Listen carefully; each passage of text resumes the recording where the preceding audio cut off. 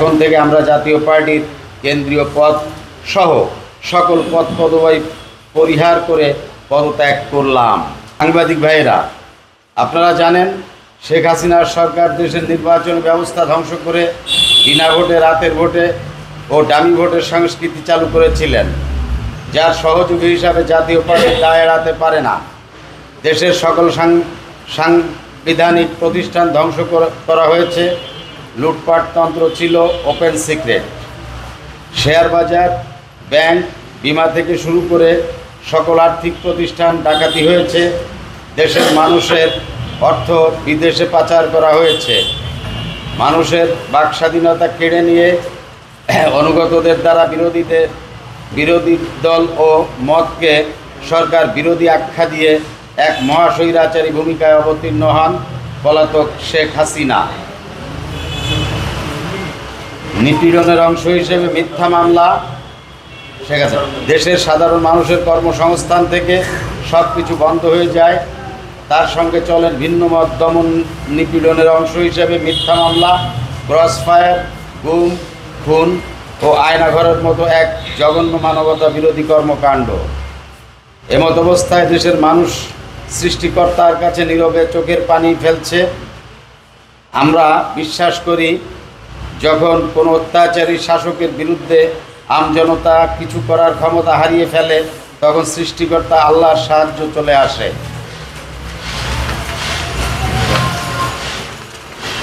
তেমনি এক মাহেন্দ্রক্ষণ আসে গত 2024 সালে বৈষম্য বিরোধী ছাত্র আন্দোলন। শুধু কোটা বিরোধী নয়, এটা ছিল বাংলাদেশের মানুষের স্বৈরাচারের হাত থেকে মুক্তি পাওয়ার জন্য আল্লাহর রহমত। আমাদের তরুণ প্রজন্মের ছাত্র জনতা থেকে শ্রমিক এবং সাধারণ জনতা অকাতরে জীবন দিয়ে দেশ থেকে ফ্যাসিবাদ মুক্ত করেছে। প্রায় 2000 তাজা রক্তের প্রাণের বিনিময়ে ফ্যাসিস্ট সরকারের পতন হয়েছে। আহত হয়েছে প্রায় 20 সহস্রাধিক।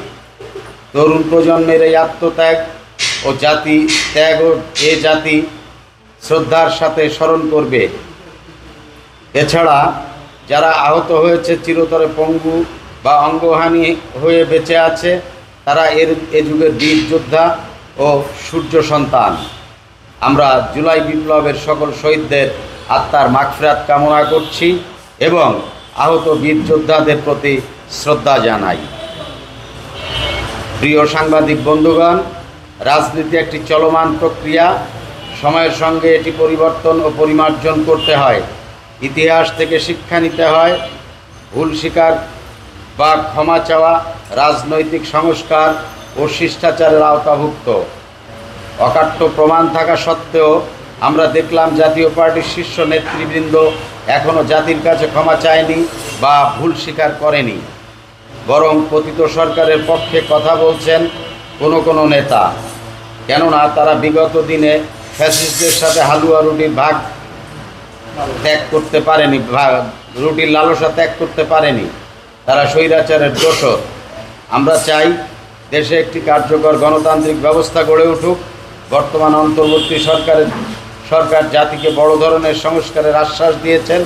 আমরা রাষ্ট্রের পূর্ণ সংস্কার চাই, যাতে করে ভবিষ্যতে জনগণের দোহাই দিয়ে আর কোনো স্বৈর শাসক জাতির কাঁধে চেপে বসতে না পারে। এমত অবস্থায় আমরা মনে করি জাতির কাছে আমাদের ক্ষমা চাওয়া বা ভুল স্বীকার করার এখন সময় এসেছে। তাই আমরা জাতির কাছে ক্ষমা চেয়ে আজ থেকে জাতীয় পার্টির রাজনীতি পরিহার করে সাধারণ জনগণের কাতারে সামিল হতে চাই। এখন থেকে আমরা জাতীয় পার্টির কেন্দ্রীয় পদ সহ সকল পদ পদবি পরিহার করে পদত্যাগ করলাম, যা আপনাদের মাধ্যমে দেশবাসী সহ খুলনাবাসীকে অবহিত করিলাম। একই সঙ্গে বিগত দিনের মতো আমরা খুলনাবাসীর সকল সুখ দুঃখের সাথী হয়ে থাকতে চাই। খুলনাবাসীর যে কোনো ন্যায্য দাবির সাথে আমরা থাকব, এই প্রতিশ্রুতি দিচ্ছি। পরিশেষে আপনাদের সকলকে আবারও ধন্যবাদ জানিয়ে শেষ করছি।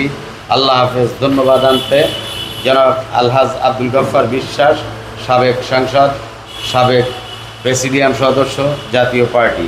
মোল্লা শওকত হোসেন বাবুল, সাবেক vice chairman, Jatiya Party. Advocate S M Masudur Rahman, সাবেক সাংগঠনিক সম্পাদক, জাতীয় পার্টি। আমার